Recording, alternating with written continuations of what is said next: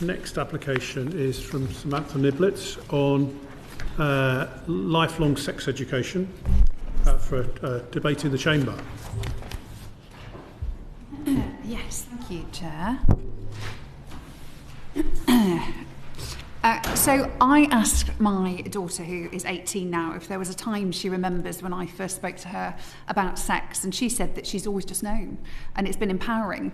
And her friends think I'm like the character Jean Milburn, a sex therapist in Netflix show Sex Education, played by Gillian Anderson, by the way, which is a comparison I'm very happy to have.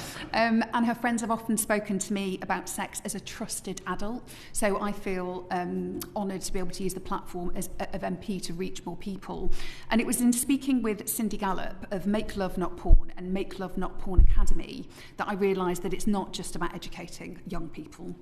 Lifelong evidence-based sex education is one of the most powerful tools we have to prevent real-world and digital sexual harms and abuse.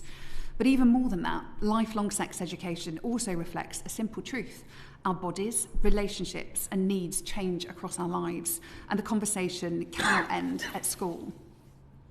But the focus for this and solving these harms caused by sex being used as a weapon to control has to date mainly been centred on blocking, repressing, censoring and shutting down. But there's a much bigger opportunity, because if we can't talk about good sex, how can we ever talk about bad sex?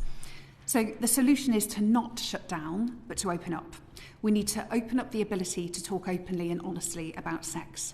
We need to open up to actively remove guilt, shame and embarrassment from sex to make it easier to talk about. And we need to open up to identify and welcome every opportunity to embed lifelong sex education into our systems and society.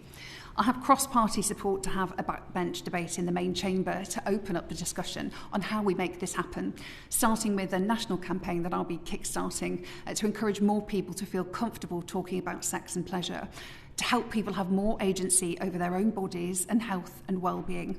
Because it's time to switch from no sex please, we're British to yes sex please, we're British.